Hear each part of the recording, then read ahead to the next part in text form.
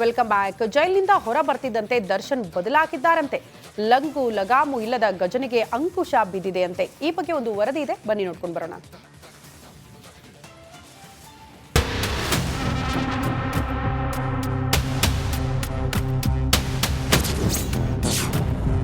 ಕಾಟೇರನನ್ನ ಕಟ್ಟಿ ಹಾಕಿದ್ಲ ವಿಜಯಲಕ್ಷ್ಮಿ. ಪತ್ನಿ ಹೇಳಿದ ಮಾತಿಗೆಲ್ಲ ಡಿಬಾಸ್ ಎಸ್ಎಸ್.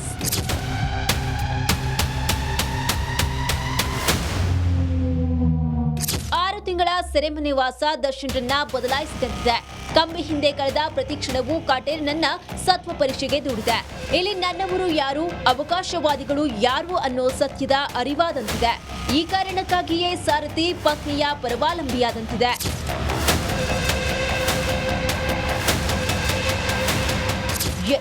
ದರ್ಶನ್ ವಿಚಾರದಲ್ಲಿ ವಿಜಯಲಕ್ಷ್ಮಿ ಕಿಂಗಾತ್ರ ಅನ್ನೋ ಮಾತುಗಳು ಡಿ ಗ್ಯಾಂಗ್ನಲ್ಲಿ ಕೇಳಿ ಬರ್ತಿದೆ. ಇತ್ತೀಚಿನ ಘಟನೆಗಳು ಈ ಮಾತಿಗೆ ಪೂರಕ ಸಾಕ್ಷಿಗಳಂತೆ ಭಾಸವಾಗ್ತಿದೆ. ಜೈಲಿನಿಂದ ದರ್ಶನ್ರನ್ನ ಬಿಡಿಸಲು ವಿಜಯಲಕ್ಷ್ಮಿ ಪಟ್ಟಪಾಡು ಅಷ್ಟಿಷ್ಟಲ್ಲ. ಹೋಗದ ದೇವಸ್ಥಾನಗಳಿಲ್ಲ, ಮಾಡದ ಪೂಜೆ ಹೋಮ ಹವನಗಳಿಲ್ಲ. ವಿಜಯಲಕ್ಷ್ಮಿ ಪೂಜಾ ಫಲವೋ ಎಂಬಂತೆ ದರ್ಶನ್ಗೆ ಬಿಡುಗಡೆಯೂ ಆಯ್ತು. ಜೈಲಿನಿಂದ ಹೊರ ಬರ್ತಾ ಇದ್ದಂತೆ ಯಾವಾಗ ಪವಿತ್ರ ದರ್ಶನ್ ಹೆಸರಲ್ಲಿ ಪೂಜೆ ಮಾಡಿಸಿದ್ರು ಅದಾಗಲೇ ವಿಜಿ ಎಚ್ಚೆತ್ತುಕೊಂಡಿದ್ರು. ದರ್ಶನ್ರನ್ನ ತಮ್ಮ ಕಂಟ್ರೋಲ್ಗೆ ತೆಗೆದುಕೊಂಡಿದ್ದಾರೆ. ಇದೀಗ ದರ್ಶನ್ ಸಹ ವಿಜಯಲಕ್ಷ್ಮಿ ಮಾತಿಗೆಲ್ಲ ತಲೆಯಾಡಿಸ್ತಾ ಇದ್ದು, ಮೈಸೂರು ಶಿಫ್ಟ್ ಪ್ಲಾನ್ ಸಹ ಅವರದ್ದೇ ಎನ್ನಲಾಗ್ತಿದೆ. ಪತ್ನಿಯ ಮಾತಿಗೆ ಕಟ್ಟು ಬಿದ್ದು ದರ್ಶನ್ ಮೀನಮ್ಮರನ್ನ ಸಹ ಭೇಟಿಯಾಗಿದ್ದಾರೆ. ಒಟ್ಟಾರೆ ಬಿರುಗಾಳಿ ಸಿಕ್ಕ ಗಾಳಿಪಟದಂತಾಗಿದ್ದ ಸಂಸಾರವನ್ನ ಮತ್ತೆ ವಿಜಯಲಕ್ಷ್ಮಿ ಸರಿದಾರಿಗೆ ತರುವ ಪ್ರಯತ್ನದಲ್ಲಿದ್ದಾರೆ. ಪವಿತ್ರರನ್ನ ದರ್ಶನ್ರಿಂದ ದೂರ ಮಾಡಿ ಮೊದಲ ಹಂತದಲ್ಲಿ ಜಯಗಳಿಸಿದ್ದಾರೆ.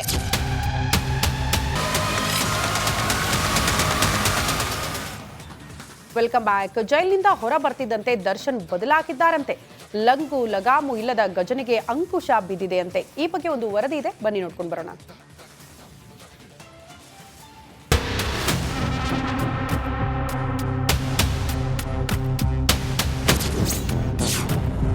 ಕಾಟೇರನನ್ನ ಕಟ್ಟಿ ಹಾಕಿದ್ಲ ವಿಜಯಲಕ್ಷ್ಮಿ. ಪತ್ನಿ ಹೇಳಿದ ಮಾತಿಗೆಲ್ಲ ಡಿಬಾಸ್ ಎಸ್ಎಸ್.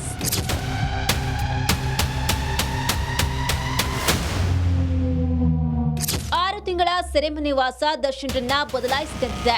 ಕಂಬಿ ಹಿಂದೆ ಕಳೆದ ಪ್ರತಿಕ್ಷಣವೂ ಕಾಟೇರನನ್ನ ಸತ್ವ ಪರೀಕ್ಷೆಗೆ ದೂಡಿದೆ. ಇಲ್ಲಿ ನನ್ನವರು ಯಾರು, ಅವಕಾಶವಾದಿಗಳು ಯಾರು ಅನ್ನೋ ಸತ್ಯದ ಅರಿವಾದಂತಿದೆ. ಈ ಕಾರಣಕ್ಕಾಗಿಯೇ ಸಾರಥಿ ಪತ್ನಿಯ ಪರವಾಲಂಬಿಯಾದಂತಿದೆ.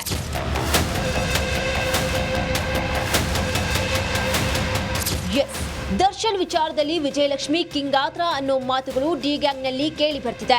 ಇತ್ತೀಚಿನ ಘಟನೆಗಳು ಈ ಮಾತಿಗೆ ಪೂರಕ ಸಾಕ್ಷಿಗಳಂತೆ ಭಾಸವಾಗ್ತಿದೆ. ಜೈಲಿನಿಂದ ದರ್ಶನ್ರನ್ನ ಬಿಡಿಸಲು ವಿಜಯಲಕ್ಷ್ಮಿ ಪಟ್ಟಪಾಡು ಅಷ್ಟಿಷ್ಟಲ್ಲ. ಹೋಗದ ದೇವಸ್ಥಾನಗಳಿಲ್ಲ, ಮಾಡದ ಪೂಜೆ ಹೋಮ ಹವನಗಳಿಲ್ಲ. ವಿಜಯಲಕ್ಷ್ಮಿ ಪೂಜಾ ಫಲವೋ ಎಂಬಂತೆ ದರ್ಶನ್ಗೆ ಬಿಡುಗಡೆಯೂ ಆಯ್ತು. ಜೈಲಿನಿಂದ ಹೊರ ಬರ್ತಾ ಇದ್ದಂತೆ ಯಾವಾಗ ಪವಿತ್ರ ದರ್ಶನ್ ಹೆಸರಲ್ಲಿ ಪೂಜೆ ಮಾಡಿಸಿದ್ರು ಅದಾಗಲೇ ವಿಜಿ ಎಚ್ಚೆತ್ತುಕೊಂಡಿದ್ರು. ದರ್ಶನ್ರನ್ನ ತಮ್ಮ ಕಂಟ್ರೋಲ್ಗೆ ತೆಗೆದುಕೊಂಡಿದ್ದಾರೆ. ಇದೀಗ ದರ್ಶನ್ ಸಹ ವಿಜಯಲಕ್ಷ್ಮಿ ಮಾತಿಗೆಲ್ಲ ತಲೆಯಾಡಿಸ್ತಾ ಇದ್ದು, ಮೈಸೂರು ಶಿಫ್ಟ್ ಪ್ಲಾನ್ ಸಹ ಅವರದ್ದೇ ಎನ್ನಲಾಗ್ತಿದೆ. ಪತ್ನಿಯ ಮಾತಿಗೆ ಕಟ್ಟು ಬಿದ್ದು ದರ್ಶನ್ ಮೀನಮ್ಮರನ್ನ ಸಹ ಭೇಟಿಯಾಗಿದ್ದಾರೆ. ಒಟ್ಟಾರೆ ಬಿರುಗಾಳಿ ಸಿಕ್ಕ ಗಾಳಿಪಟದಂತಾಗಿದ್ದ ಸಂಸಾರವನ್ನ ಮತ್ತೆ ವಿಜಯಲಕ್ಷ್ಮಿ ಸರಿದಾರಿಗೆ ತರುವ ಪ್ರಯತ್ನದಲ್ಲಿದ್ದಾರೆ. ಪವಿತ್ರರನ್ನ ದರ್ಶನ್ರಿಂದ ದೂರ ಮಾಡಿ ಮೊದಲ ಹಂತದಲ್ಲಿ ಜಯಗಳಿಸಿದ್ದಾರೆ. ಇಂಟ್ರೆಸ್ಟಿಂಗ್ ಮಾಹಿತಿ ಇದು. ಹೇಗ್ ಭೇಟಿ ಆಗ್ತಾರೆ ಅನ್ನುವಂತಹ ಪ್ರಶ್ನೆಗೆ ಜನವರಿ 10 ಇಬ್ರು ಕೂಡ ಮುಖಾಮುಖಿ ಆಗ್ತಾರೆ. ಹೇಗಂದ್ರೆ ರೇಣುಕಾ ಸ್ವಾಮಿ ಕೊಲೆ ಆರೋಪಿಗಳ ಮುಖಾಮುಖಿ ಆಗುತ್ತೆ. ಅವತ್ತು ಜನವರಿ 10ರಂದು ಕೋರ್ಟ್ಗೆ ಹಾಜರಾಗಲೇಬೇಕು ಡಿ ಗ್ಯಾಂಗ್. 57ನೇ ಸಿಸಿಎಚ್ ನ್ಯಾಯಾಧೀಶರ ಎದುರು ಎಲ್ಲ ಆರೋಪಿಗಳು ಹಾಜರಾಗ್ತಾರೆ. ಹಾಗಾಗಿ ಕೊಲೆ ಕೇಸಿನ 12 ಆರೋಪಿಗಳಿಗೆ ಈಗಾಗಲೇ ಬೇಲ್ ಸಿಕ್ಕಿದೆಯಲ್ಲ, ಅವರೆಲ್ಲರೂ ಕೂಡ ನ್ಯಾಯಾಧೀಶರ ಮುಂದೆ ಹಾಜರಾಗ್ತಾರೆ. ಜನವರಿ 10ರಂದು ಉಳಿದ 5 ಆರೋಪಿಗಳಿಗೂ ಕೂಡ ಬೇಲ್ ಸಿಗೋ ಸಾಧ್ಯತೆ ಇದೆ. ಅವತ್ತೇ 17 ಜನ ಕೊಲೆ ಆರೋಪಿಗಳು ಭೇಟಿಯಾಗೋ ಸಾಧ್ಯತೆ ಪ್ರಮುಖವಾಗಿ ಪ್ರಶ್ನೆ ಇರೋದು. ಪವಿತ್ರ ಗೌಡ ಮತ್ತು ದರ್ಶನ್ ಮುಖಾಮುಖಿ ಆಗ್ತಾರ ಅಂತ ಹೌದು ಅಂತ ಇದೆ ಮೂಲಗಳು. ಜನವರಿ 10ಕ್ಕೆ ಅಷ್ಟು ಜನ ಆರೋಪಿಗಳು ಎದುರು ಬದರಾಗೋದ್ರಿಂದ ಇಬ್ಬರು ಕೂಡ ಎದುರು ಬದರಾಗೋ ಸಾಧ್ಯತೆ ಇದೆ.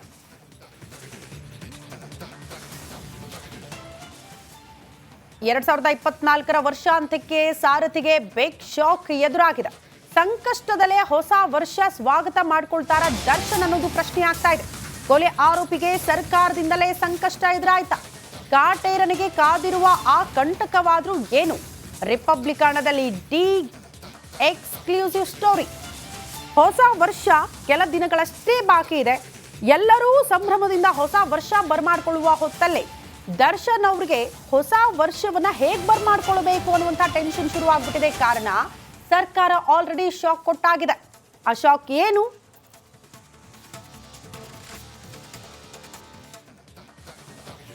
ನೋಡಿ, ದರ್ಶನ್ರನ್ನ ಮತ್ತೆ ಕಂಬಿ ಹಿಂದೆ ತಳ್ಳೋದಕ್ಕೆ ಪೊಲೀಸರು ಮಾಡ್ತಾ ಇರುವಂತಹ ಪ್ಲಾನ್ ಏನು? ಈ ಬಗ್ಗೆ ಒಂದು ಎಕ್ಸ್ಕ್ಲೂಸಿವ್ ರಿಪೋರ್ಟ್ ಇದೆ, ಬನ್ನಿ ನೋಡ್ಕೊಂಡು ಬರೋಣ.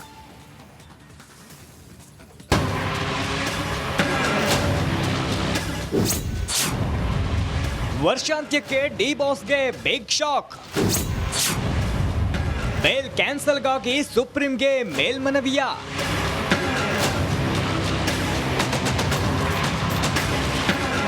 ಪರಪ್ಪನಾಗ್ರಹಾರ ಜೈಲಿನಲ್ಲಿ ರಾಜಾತಿಥ್ಯದ ಸೇವೆ ಆಯಿತು. ಬಳ್ಳಾರಿ ಸೆಂಟ್ರಲ್ ಜೈಲಿನಲ್ಲಿ ಅಸಲಿ ಸೆರೆವಾಸ ಅನುಭವವೂ ಆಯಿತು.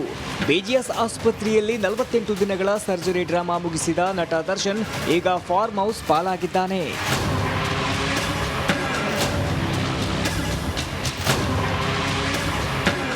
ಮೊದಲು ಮೆಡಿಕಲ್ ಬೇಲ್, ಬಳಿಕ ರೆಗ್ಯುಲರ್ ಬೇಲ್ ಸಿಗ್ತಿದ್ದಂತೆ ದಚ್ಚು ಫ್ಯಾನ್ಸ್ ಫುಲ್ ಜೋಶ್ನಲ್ಲಿದ್ರು.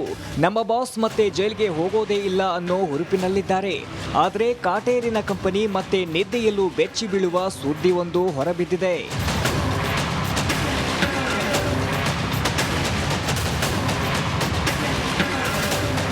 ಹೌದು, ದರ್ಶನ್ಗೆ ವರ್ಷಾಂತ್ಯದಲ್ಲಿ ಶಾಕ್ ನೀಡಲು ರಾಜ್ಯ ಗೃಹ ಇಲಾಖೆ ಮುಂದಾಗಿದೆ. ಹೈಕೋರ್ಟ್ ನೀಡಿರುವ ಜಾಮೀನು ಆದೇಶವನ್ನು ಪ್ರಶ್ನಿಸಿ ಸುಪ್ರೀಂ ಕೋರ್ಟ್ ಮೊರೆ ಹೋಗಲು ಸರ್ಕಾರ ಮುಂದಾಗಿದೆ. ಈಗಾಗಲೇ ರೇಣುಕಾಸ್ವಾಮಿ ಕೊಲೆ ಕೇಸ್ನ ಚಾರ್ಜ್ ಶೀಟ್ ಇಂಗ್ಲಿಷ್ಗೆ ತರ್ಜುಮೆಯಾಗಿದ್ದು, ಮೇಲ್ಮನವಿ ಸಲ್ಲಿಕೆಗೆ ಗೃಹ ಇಲಾಖೆಯ ಅನುಮತಿಯೊಂದೇ ಬಾಕಿ ಇದೆ.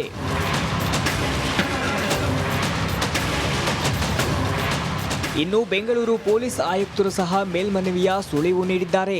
ಅಂಥದ್ದು ಈ ರೇಣುಕಾಸ್ವಾಮಿ ಗಾತೆ ಕೊಲೆ ಪ್ರಕರಣ ಏನಿತ್ತು ಅದನ್ನು ನಾವು ಸಂಪೂರ್ಣವಾಗಿ ಸಮಗ್ರವಾಗಿ ತನಿಖೆಯನ್ನು ಮಾಡಿ ನಾವು ನ್ಯಾಯಾಲಯಕ್ಕೆ ಈಗಾಗಲೇ ಅಂತಿಮ ವರದಿಯನ್ನು ಅಂದರೆ ಚಾರ್ಜ್ ಶೀಟನ್ನು ಸಲ್ಲಿಸಿದ್ವಿ. ಅದರ ಇದು ಪ್ರಕರಣದ ಒಂದು ವಿಚಾರಣೆ ಏನಿದೆ ಅದು ಪ್ರಾರಂಭ ಆಗಬೇಕಾಗ್ತದೆ. ದರ್ಶನ್ ಬೇಲ್ ರದ್ದು ಕೋರಿ ಮೇಲ್ಮನವಿ ಸಲ್ಲಿಸಲು ತಾಳಮೇಳವೆಲ್ಲ ಒಂದಾಗಿದೆ. ಅಧಿವೇಶನ ಮುಗಿಸಿ ಗೃಹ ಇಲಾಖೆಯ ಅಧಿಕಾರಿಗಳು ಬೆಂಗಳೂರು ತಲುಪಿದ್ದಾರೆ. ಈ